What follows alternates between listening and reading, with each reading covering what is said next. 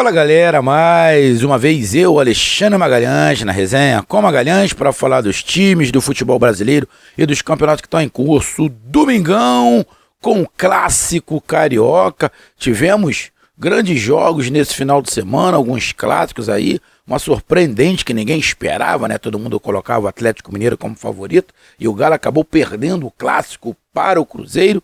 E aqui no Rio de Janeiro tivemos Vasco da Gama e Flamengo, mando de campo do Machão da Gama, e também tinha o Flamengo como favorito. Ninguém vai esconder isso, ou vai falar que não era, mas não deu o Flamengo, mas também não deu o Vasco da Gama.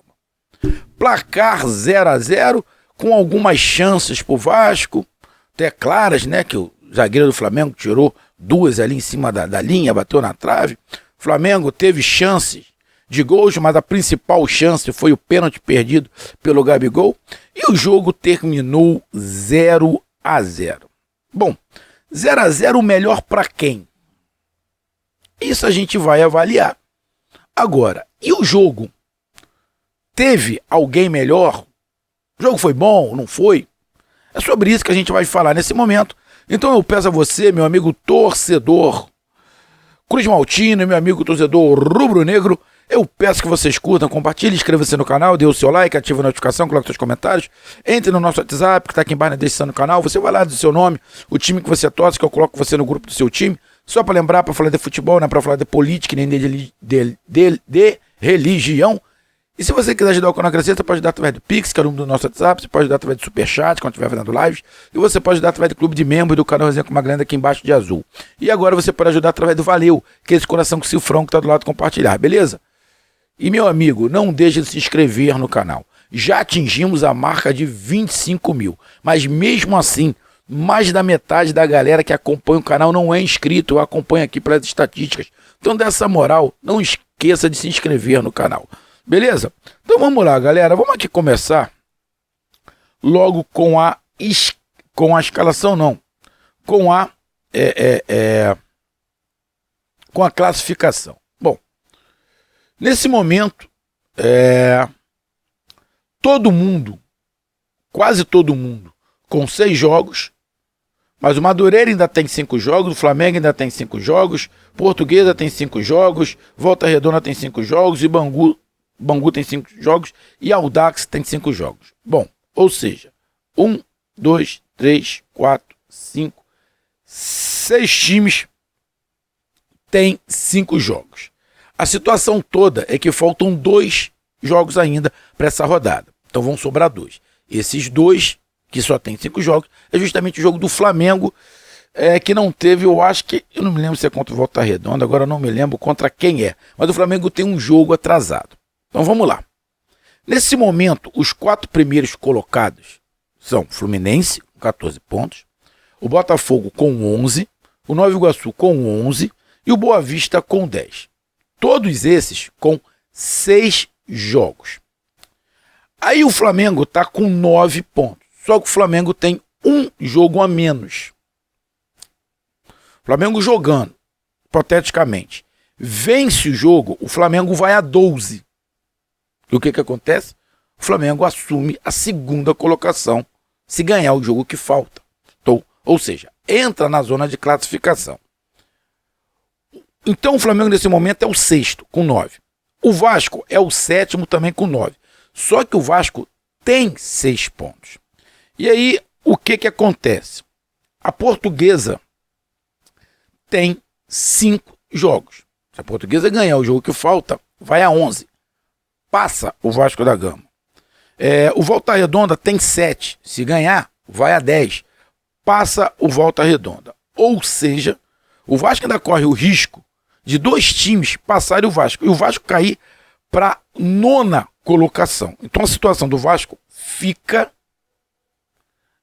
preocupante. Ainda falta algumas rodadas. Tá faltando aí 5 rodadas. Mas mesmo assim, fica muito time à sua frente. Então,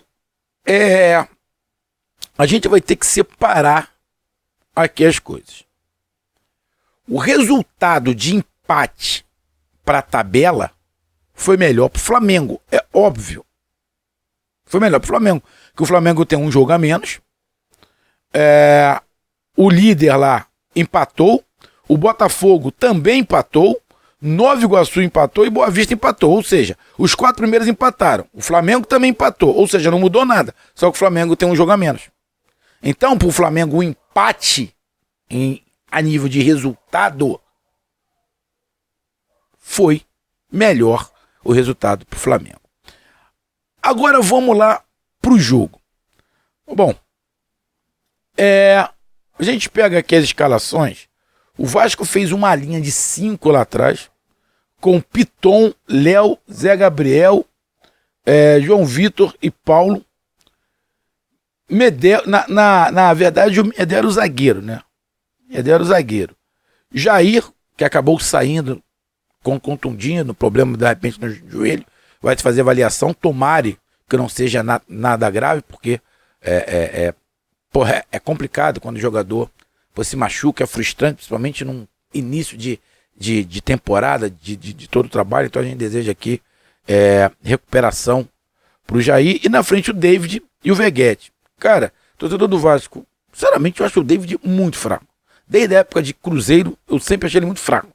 Mas devem ver alguma coisa nele para ele ser o titular. Mas acho eu que do jeito que o Adson entrou, acho que o Adson toma a vaga dele. Me pareceu, lógico, o Adson entrou no segundo tempo, é estreia, é um garoto, tem menos experiência, mas já jogou em time grande, era do Corinthians. Eu não sei não, eu acho que o Adson pode tomar essa vaga. David ali, que sinceramente eu não vejo nada no David. E o Flamengo foi no seu tradicional. O problema é que o Flamengo jogou com o Wesley pelo lado direito, não foi o Varela. O Varela teve que jogar pelo lado esquerdo, improvisado de lateral esquerdo, porque o Ayrton Lucas, que é o lateral esquerdo, teve um problema. Eu acho que nem no banco ele estava. Deixa eu dar uma olhada aqui, acho que ele não foi nem escalado. Teve um problema, deixa eu dar uma olhada aqui. Ele não foi nem escalado. Ele teve um problema. Então o Flamengo teve que improvisar. Então isso atrapalhou um pouco o Flamengo. Essa improvisação do lateral direito pelo lado esquerdo. Magalhães, e o Vinha? Bom, o Vinha ainda está se preparando. Ele está há muito tempo sem jogar, ele está se preparando, se recuperou da contusão. E está se preparando fisicamente, né, ali, para poder jogar. E não seria legal, mesmo que ele tivesse algum tipo de condição de botar ele num clássico desse e antecipar. Então, tem tempo. O Vinha não é para um jogo. O Vasco e o Flamengo, como muitos dizem, não é uma final. É simplesmente um jogo que vale 3 pontos. Muito importante, sim, mas vale 3 pontos apenas. Não vale título, não vale nada. Tá? Então, o Flamengo foi na sua característica normal, com Pulgar, Gerson, Arrascaeta, e De La Cruz, Pedro e Everton Cebolinha. Aí vamos lá pro jogo. O jogo foi bom? Não. E por que o jogo não foi bom? Porque o Vasco passou boa parte do jogo, maior parte do jogo atrás. Simples assim. Aí no segundo tempo, lógico, o Vasco criou algumas saídas rápidas pelo lado esquerdo. Teve a bola do Veguete, né, que quase que entra, as cabeçadas do Veguete jogando, a bola que o Léo Pereira tira em cima da linha. Aí no segundo tempo teve também a bola do Veguete que bate na trave, o Léo Pereira tira de novo, o goleiro segura. O Vasco criou algumas situações.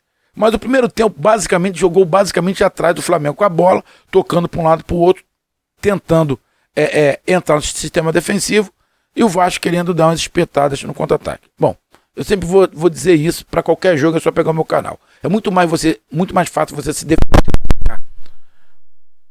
O Flamengo ficou girando para um lado para o outro. E o Vasco não saiu da sua característica de se defender nunca. Manteve as 5 linhas lá atrás, os 5 lá atrás, fechando. O Flamengo perdeu com o Varela pelo lado esquerdo, porque você tem o Ayrton Lucas. Você tinha mais um de velocidade, que poderia ir à linha de fundo, que poderia abrir mais o jogo. Então o Cebolinha não conseguiu jogar direito, porque também o Varela não passava. Não dava essa opção. O Varela ficou mais segurando ali o seu lado, principalmente que o David caía por ali.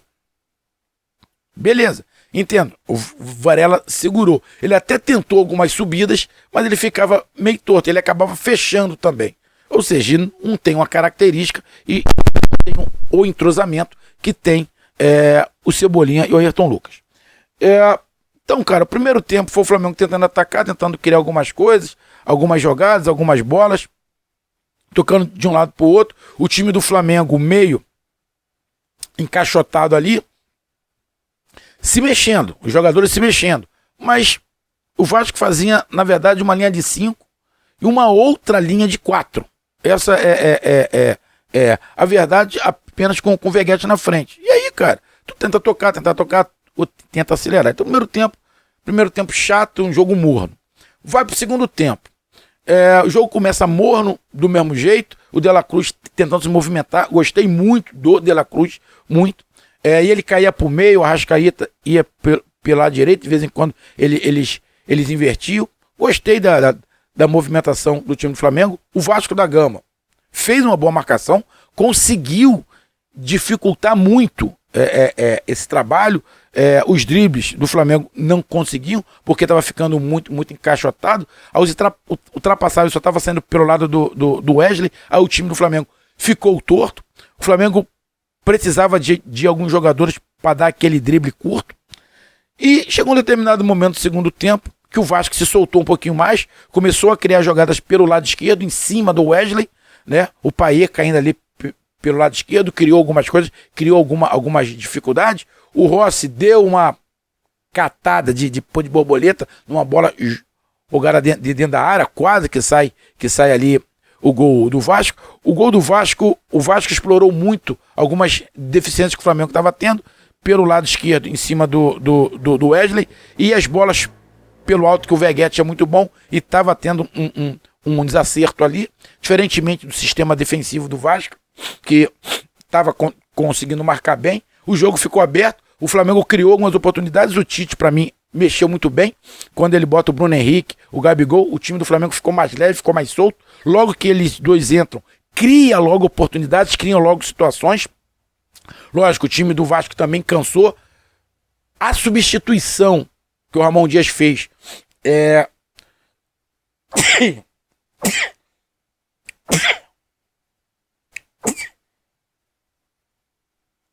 logo após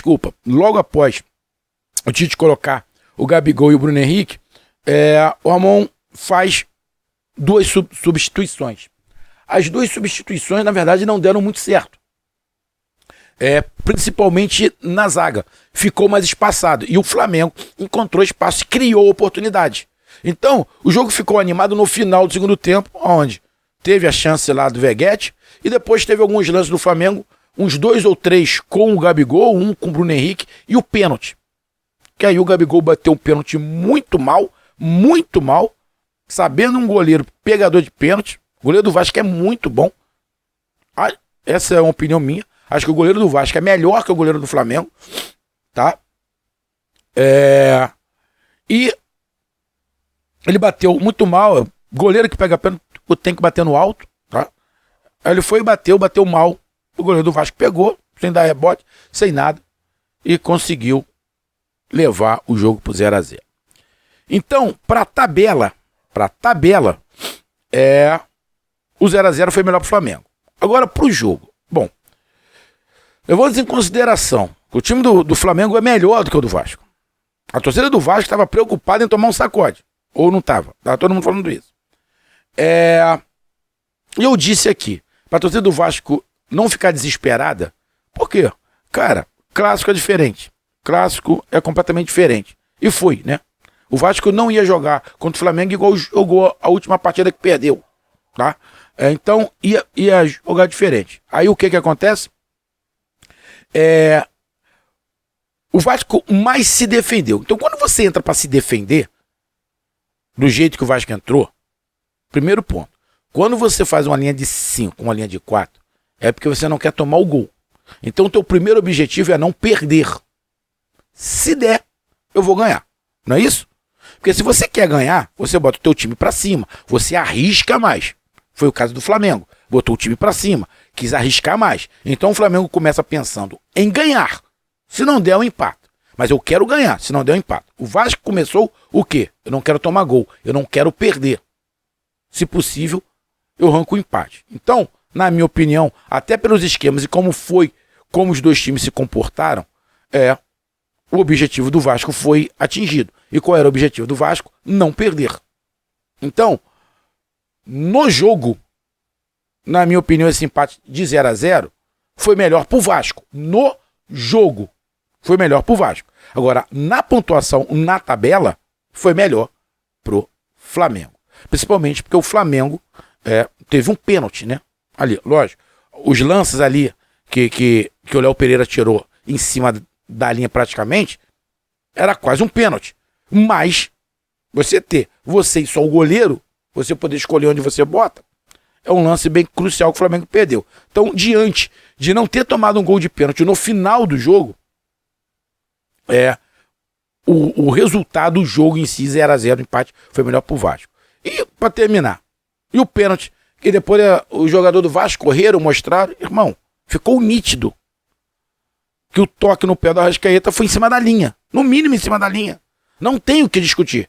Eu acho que os jogadores do Vasco ficaram olhando o corpo do Arrascaeta todo pro lado de fora.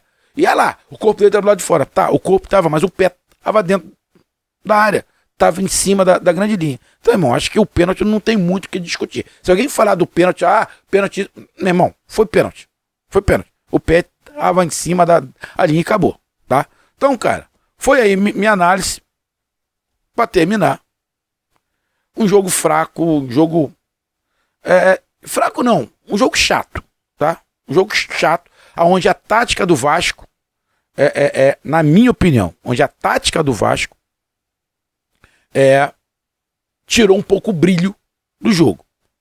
O tanto, para corroborar com o que eu tô falando, que quando o Vasco se solta no segundo tempo, o jogo fica melhor. O jogo só ganha cara de clássico e fica um jogo mais atrativo, mais animado, quando o Vasco vai um pouco para frente, quando o Vasco perde um pouco aquela... não, eu não posso perder. E tenta arriscar ganhar. Quando o Vasco tenta ganhar o jogo fica legal. Mas a maior parte do jogo, o Flamengo tentou ganhar e o Vasco tentou não perder e acabou conseguindo. Então tá aí a minha análise. Um grande abraço, até mais, valeu. Tamo junto, fui!